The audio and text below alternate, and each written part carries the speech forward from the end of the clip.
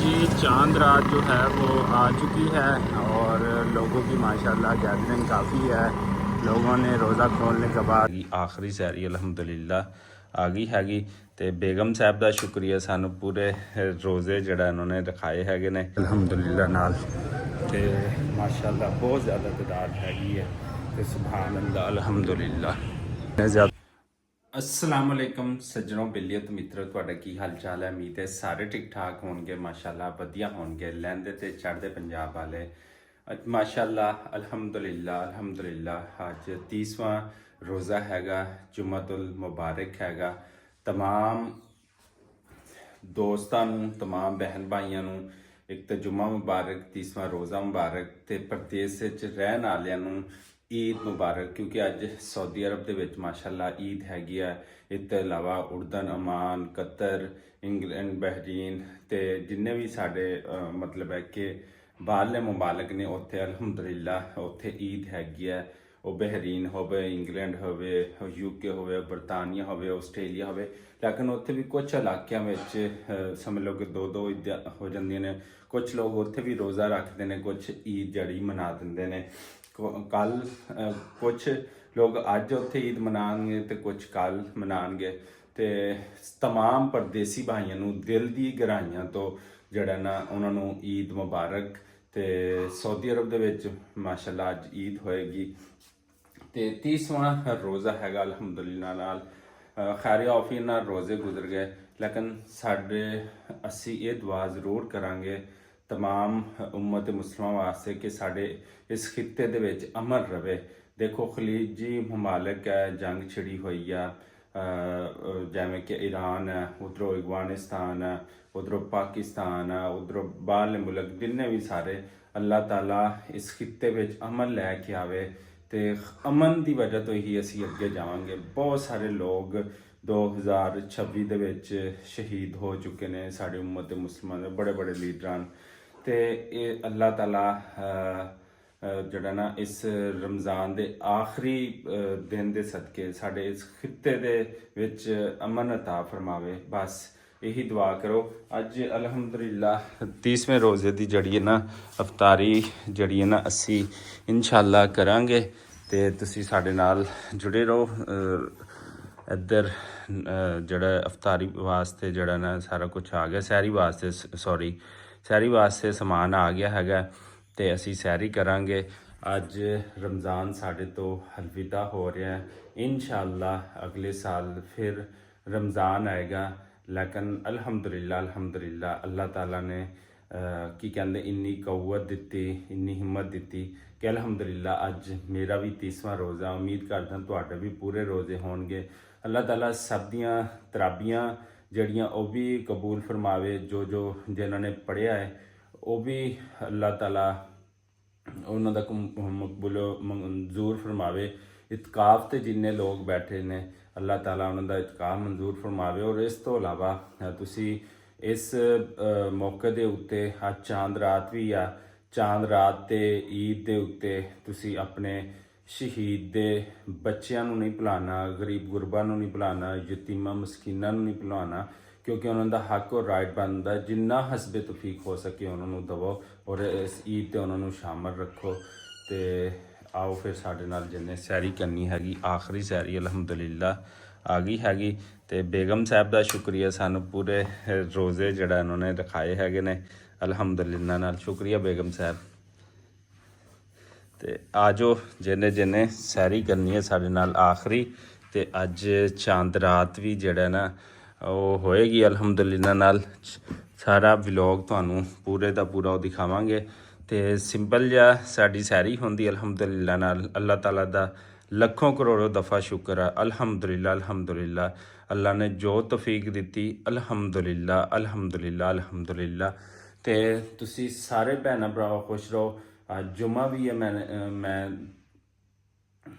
मैं जिवें कि तुहानू दसदा पिया हैगा। तो अल्लाह ताला इस जुमे के सदके सब मुसलमाना ते उम्मत मुसलिमा ते अपना हज़ारों दफ़ा जड़ा करोड़ों दफ़ा अपना रहमो करम फरमाए। तो ये नाल वो लोग जेड़े बे औलाद ने अल्लाह ताला उन्होंने साले औलाद जड़ी नेमत आ ਉਹ ਤੋਂ ਵੀ ਨਵਾਜ਼ੇ। ਅੱਲਾਹ ਤਾਲਾ ਸਭ ਦੀਆਂ ਝੋਲੀਆਂ ਨੂੰ ਭਰੇ, ਆਮੀਨ। ਔਰ ਜਿਨ੍ਹਾਂ ਦੇ ਵਾਲਦੈਨ, ਭੈਣਾਂ ਭਰਾ, ਰਿਸ਼ਤੇਦਾਰ, ਅਜ਼ੀਜ਼ੋ ਘਰ ਜਿਹੜਾ ਨਾ ਉਹ ਬਿਮਾਰ ਹੈ ਨੇ, ਅੱਲਾਹ ਤਾਲਾ ਉਹਨਾਂ ਨੂੰ ਤੰਦਰੁਸਤੀ ਦੇਵੇ। ਤੇ ਆਓ ਫਿਰ ਬਿਸਮਿਲ੍ਲਾ ਕਰਦੇ ਹਾਂ ਆਖਰੀ ਸੈਰੀ ਲਈ। ਲਓ ਜੀ ਅਲਹਮਦੁਲਿਲਾ ਨਾਲ ਜਿਹੜਾ ਨਾ ਅਸੀਂ ਸਵੇਰ ਰੋਜ਼ਾ ਰੱਖਿਆ ਸੀ, ਉਸ ਤੋਂ ਬਾਅਦ ਸੋ ਗਏ ਸੀਗੇ। ਫਿਰ ਕਟਿੰਗ ਸ਼ਟਿੰਗ ਕਰਵਾਈ। ਅਸੀਂ ਕਿਹਾ ਵੀ ਜਿਹੜਾ ਰਸ਼ ਆ ਨਾ ਉਹ ਹਮਾਮ ਵਾਲੇ ਕੋਲ ਜ਼ਿਆਦਾ ਪੈ ਜਾਣਾ, ਬੜੇ ਨੰਬਰ ਲੱਗੇ ਹੋਏ ਸੀ, ਬੜਾ ਰਸ਼ ਸੀ। ਪਰ ਅਲਹਮਦੁਲਿਲਾ ਕਟਿੰਗ ਹੋ ਗਈ, ਸਾਰਾ ਕੁਝ ਹੋ ਗਿਆ। ਤੇ ਫਿਰ ਅਸੀਂ ਨਿਕਲੇ ਇੱਕ ਕੰਮ ਦੀ ਤਰਫ, ਜਿਹੜਾ ਨਾ ਇਹ ਦੇਖੋ ਹਸਪੀਟਲ ਵੀ ਹੈ ਨਵਾਂ ਖਲੋਤਾ, ਤੇ ਇੱਧਰ ਗੋਦਾਮ ਹੈਗੇ ਨੇ।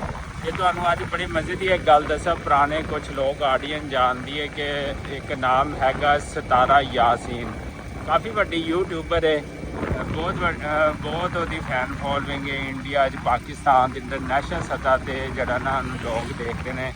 ਅੱਜ ਉਹਦੇ ਹੀ ਅਬਾਈ ਗਾਉਂ ਦੇ ਵਿੱਚ ਜਿਹੜਾ ਨਾ ਇੱਥੋਂ ਮੈਂ ਗੁਜ਼ਰਦਾ ਪਿਆ ਹੈਗਾ, ਬਲਕਿ ਕੰਮ ਵੀ ਉੱਥੇ ਸੀਗਾ, ਉਹਦਾ ਸ਼ਹਿਰ ਹੈਗਾ ਨਵਾਂਕੋਟ।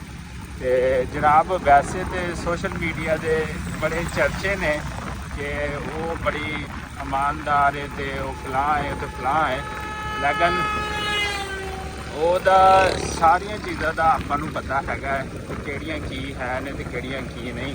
ਲੇਕਿਨ ਸੋਸ਼ਲ ਮੀਡੀਆ ਦੀ ਖਾਤਰ ਉਹ ਸਾਰਾ ਕੁਝ ਉਹ ਹੈਗਾ। ਲੇਕਿਨ ਬਹਰਹਾਲ ਅਸੀਂ ਜ਼ਿਆਦਾ ਉਸ ਪਾਸੇ ਨਹੀਂ ਜਾਣਾ, ਅਸਲ ਦਿਖਾਉਣਾ ਚਾਹੁੰਦੇ ਸੀ। ਹੁਣ ਦਾ ਇੱਕ ਕਸਬਾ ਟਾਈਪ ਛੋਟਾ ਗਾਉਂ ਹੈਗਾ ਨਵਾਂਕੋਟ ਦਾ ਏਰੀਆ, ਤੇ ਅਸੀਂ ਉੱਥੇ ਮੌਜੂਦ ਹੈਗੇ ਹਾਂ। ਸਾਨੂੰ ਉੱਥੇ ਆਪਣਾ ਕੋਈ ਕੰਮ ਸੀਗਾ, ਉਹ ਸਿਟੀ ਇੱਕ ਯਾਰ ਦੋਸਤ ਨੂੰ ਵੀ ਮਿਲਣਾ ਸੀਗਾ, ਇੱਕ ਦੋ ਹੋਰ ਵੀ ਕੰਮ ਸੀ। ਇਨਸ਼ਾਅੱਲਾ ਉਹ ਕਰਨੀਆਂ ਤੇ ਫਿਰ ਵਾਪਸੀ ਹੋ ਜਾਣੀਆਂ। ਇਹ ਜਿੱਥੇ ਕਿੱਕਰ ਦੇਖਦੇ ਪਏ ਉਹ ਸਾਹਮਣੇ ਇਸ ਸਾਈਡ 'ਤੇ ਆ ਗਈ। ਇੱਥੇ ਇੱਕ ਪੁਲਿਸ ਦਾ ਡਾਲਾ ਵੀ ਖੜਾ ਹੀ ਆ, ਨਿਸ਼ਾਨੀ ਹੈ। ਤੇ ਇੱਥੇ ਹੈਗਾ ਜਨਾਬ ਸਤਾਰਾ ਯਾਸੀਨ ਦਾ ਜਿਹੜਾ ਘਰ ਹੈਗਾ, ਉਹ ਇੱਥੇ ਹੈਗਾ। ਤੇ ਉਹ ਇੱਥੋਂ ਦੀ ਉਹਦੀ ਜੰਮ ਵਾਲੇ ਭੈਣਾਂ ਭਰਾ, ਉਹਦੇ ਜਿੰਨੇ ਵੀ ਦਿਲਬਰ ਇਹ ਉਹ ਸਾਰੇ ਇੱਥੋਂ ਰਹਿੰਦੇ। ਤੇ ਸਾਰੇ ਲੋਕ ਜਿਹੜੇ ਨਾ ਇੱਥੇ ਰਹਿੰਦੇ ਆਏ ਨੇ। ਤੇ ਹੁਣ ਸਾਰੇ ਖਾਨਦਾਨ ਨੇ ਜਿਹੜਾ ਸੋਸ਼ਲ ਮੀਡੀਆ 'ਤੇ ਉਹ ਬਣਾ ਲਿਆ YouTube ਚੈਨਲ। ਚਲੋ ਬਹਰਹਾਲ ਪਹੁੰਚ ਗਏ ਅਸੀਂ ਨਵਾਂਕੋਟ। ਲਓ ਜੀ ਅੱਜ ਈਦ ਦਾ ਦਿਨ ਹੈਗਾ ਤੇ ਲੋਕਾਂ ਦੀ ਕਾਫੀ ਗਹਿਮਾ ਗਹਿਮੀ ਹੈਗੀ ਆ। ਕਾਫੀ ਲੋਕ ਸ਼ੋਪਿੰਗ ਕਰਨ ਆਏ ਨੇ, ਚਾਂਦ ਰਾਤ ਦਾ ਸਮਾਨ ਲੈਣ ਆਏ ਨੇ। ਅੱਜ ਚਾਂਦ ਰਾਤ ਹੈ ਤੇ ਚਾਂਦ ਰਾਤ ਦੀ ਸਾਰਿਆਂ ਨੂੰ ਮੁਬਾਰਕ ਹੋਵੇ। ਦੇਖੋ ਕਾਫੀ ਜ਼ਿਆਦਾ ਰਸ਼ ਹੈਗਾ ਇੱਥੇ।